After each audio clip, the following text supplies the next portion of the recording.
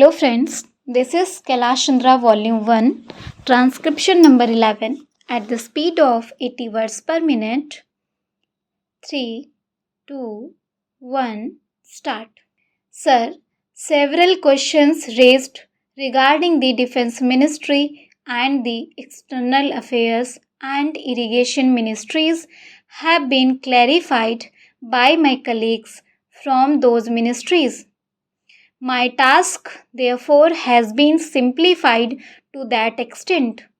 Before I go to the questions, financial and economic, raised by several honorable members, I should like to clarify one or two points which are more administrative than economic or financial. One of them was raised by my honorable friend. He raised the question about the recruitment by the Assistant Superintendent's Departmental Competitive Examination and particularly about the examination held in 1960. He said that about rupees 6 lakhs were spent for the 1960 examination and later it was declared that no vacancies were available. He therefore suggested that a definite procedure should be there and the examination should be held according to the vacancies declared in advance, and all persons who have qualified in the examination should be eligible for promotion or for appointment. Sir, I do not know whether the honorable member knows how these vacancies are filled. He probably refers to the section officer's grade in the Central Secretariat Service. This is filled 50% by direct recruitment and 25% by departmental competitive examination open to the assistants. The next lower grade and the rest 25% by promotion of the assistants on the basis of seniority, subject to fitness. The examination, therefore, that he was referring to was a departmental competitive examination for filling 25% of the vacancies. It takes about 1 year for the Union Public Service Commission to declare the results of the examination from the time they take up the question of the examination. It is not therefore possible to declare the number of vacancies to be filled in from the very beginning. To declare them just when the results are out is more realistic, and that is what is done.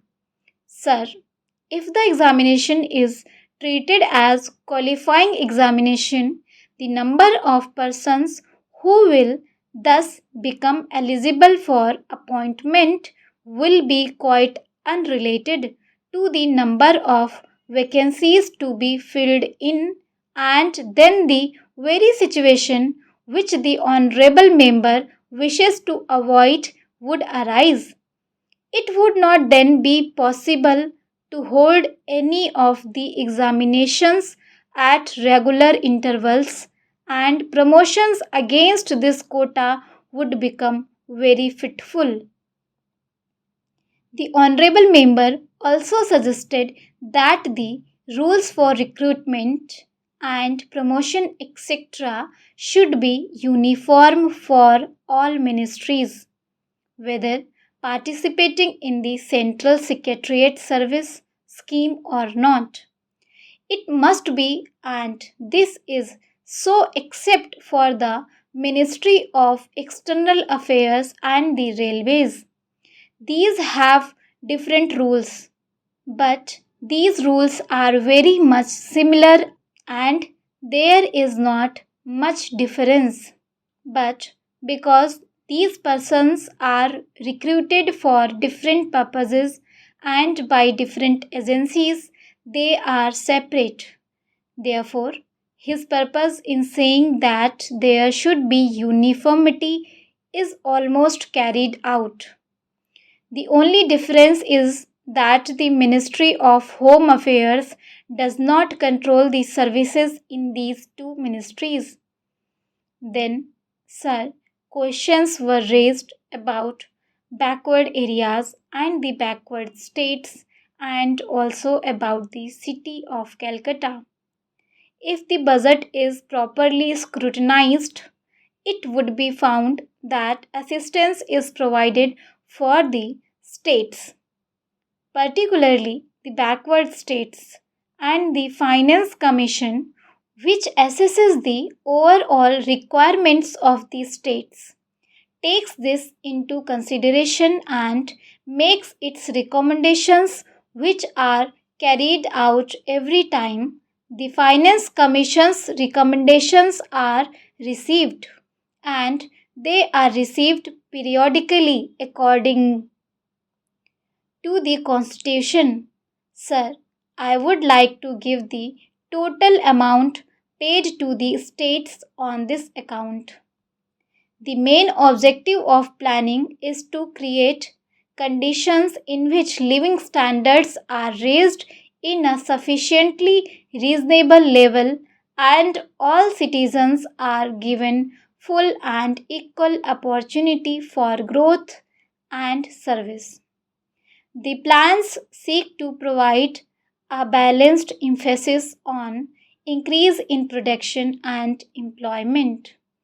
The development plans are thus accepted as the means for ensuring equitable development in the field of social services.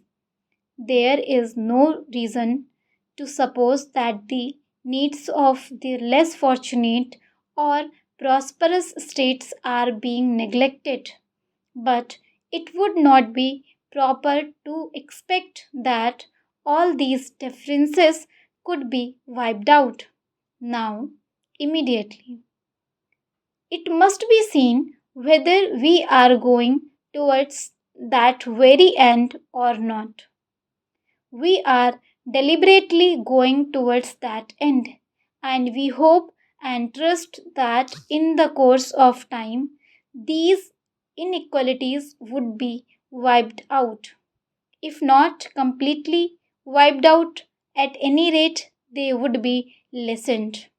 My honorable friend complained about inadequate provision included in the plan for meeting the growing requirements of the city of Calcutta, where even the basic services like water supply, sewage disposal, and drainage were not being augmented, and that the central government was not enthusiastic about solving these difficulties. Thank you.